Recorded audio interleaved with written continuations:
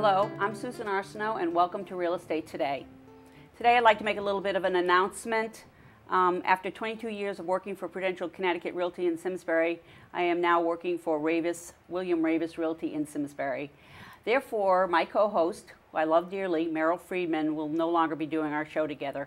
Now she's working for Prudential, I'm working for Ravis, and so we thought in the best interest of our companies that we would part ways. We are still best of friends, but unfortunately, that's what happens as life marches on. Anyway, thank you very much for that. Anyway, today we're going to be talking to Dave Sherwood, who is a home inspector.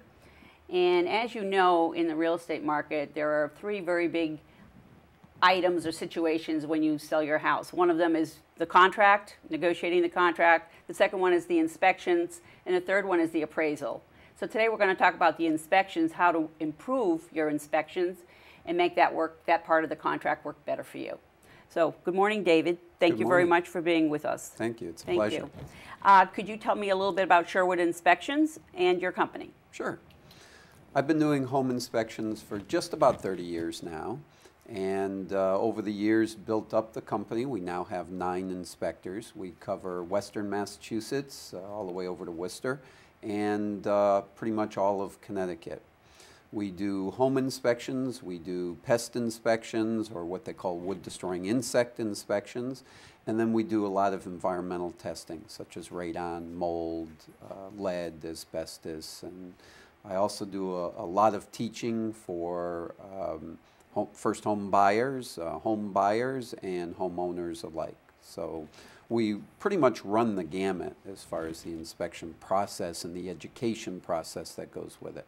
What do you mean by teaching a new homeowner or a potential homeowner? Good question. Well, there's a couple of ways that we do that. Oftentimes there are first-time home buyer seminars, and so we'll reach out to them in doing that. They can go to our website, and on our website there are educational series that we provide on there, and so they can get some education that way as well.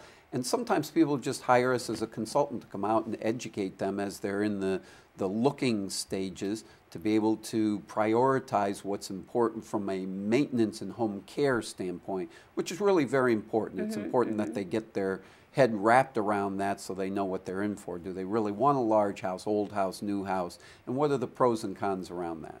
So your video, your online video covers most of those things? Yes. And so they can click on and they could watch something about buying a home and what to look for? That's correct. Wow, that's pretty interesting. Yeah. That's really good. What's your website? SherwoodInspection.com. Okay, great. What's the difference between an inspector and a contractor?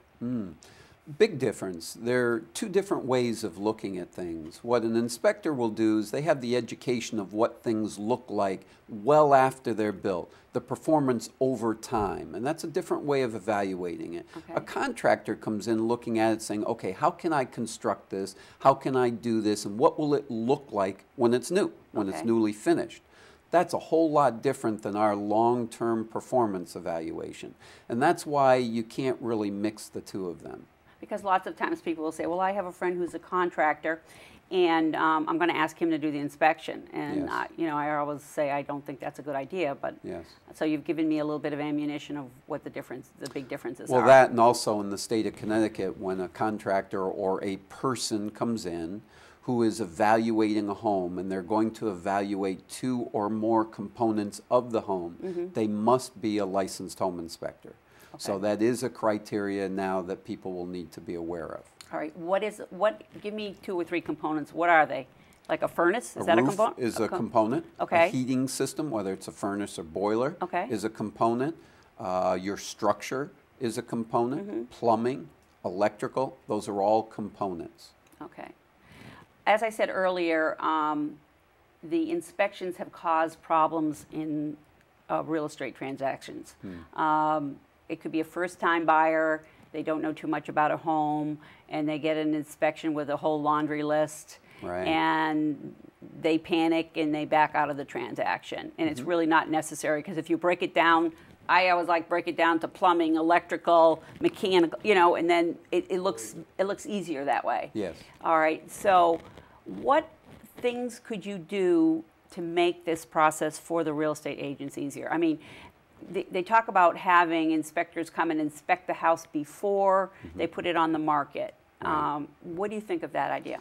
Well, first let's break down the process. Okay. Because there are three components to the process. First is preparation of the buyer. Second is preparation of the seller. And the third is the home itself and its preparation. Okay. If the realtors or the client were to come to us to get educated on how to prepare the buyers for the home inspection process, what can they expect? What should they be looking for in the home inspector? What should they be expecting for the house? They're looking for an 1800s house. What should they be looking for and expecting for that? So now they've got their expectations in line for the home inspection process for the home inspector in the home. The next is the seller. What should they be expecting when a home inspection is done? And making sure that the home is properly prepared is a very big deal. This is where we run into all kinds of problems when we're doing the home inspection, is we can't get into the attic because they've blocked up the hatchway, which is in a closet. We can't get to the electrical panel because they've covered it up. We can't completely evaluate the heating system because there's too many stored components around it. These are all areas that start to cause the buyer to be more leery of this process. Well, I can't do this, can't do this, can't do this. I don't know what's going on in the home, therefore they start backing up. If all of those are exposed and prepared for the inspector, look, what's in the house is there. What's there is there, we can't change that. Yep. How we teach people depends on our access. And if we have full access, then we can fully educate them in a very matter-of-fact way, and then from there they can make their decisions accordingly. And if they love the house in the beginning, they should love it in the end, with the exception of the items that need to be taken care of. And that then becomes just a negotiating point. Well, like when I go into a home to get it prepared for the market, I come in and I do, you know, like myself, I say, your floors have to be redone, you've got to paint this room, there's a little dry rot here, and so I give them some instructions of what they should do just to make the house more presentable. And some of your things, like cut the shrubs back, and you've always told us that a million times. Yes. So what would you do if you went into someone's house to help them prepare for a home inspection? Well, there are two parts to that. Now, one is going to be the typical maintenance. Because they asked us that, by the way. They asked us, do you think we should get a home inspector to look at the house? And to be honest, I don't always know whether it should be it depends on the house, I guess. And so I think I would rather know ahead of time. So I'm sorry, go ahead. It's okay. When there are two parts to it. One is the maintenance end of things. Yep. Painting, bringing shrubs back, making sure that the gutters are right, all of that kind of thing. Then the other part is the more in-depth components. I know, but even like you talked about the gutters, even like cleaning your gutters is important. So I showed a house the other day and the gutters were full and the person commented on it. So those are easy things to do. Sure. Yeah, I think those are important to do. And you could do one of two things. You could either have the inspector come through and just do a maintenance kind of check and have them upgrade those things. Yep. Or you can have a full in-depth inspection done, and when that's done, then the seller has two things in their favor. Number one, they're in full control now. Yeah. They can disclose everything and they can decide they're not going to do a thing, or they're going to do a few of them, but not all. Let's face it, if a good inspector comes in on the buyer's side, they're going to find everything anyways. So there's no sense in saying, well, I'm going to wait till it's found to see if they pick it up.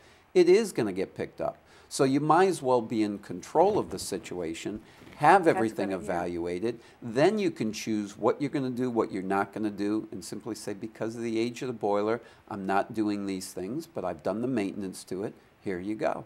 And now they're in control and it doesn't become a surprise, because to a buyer, oftentimes they don't know what's a new boiler and what's not. And so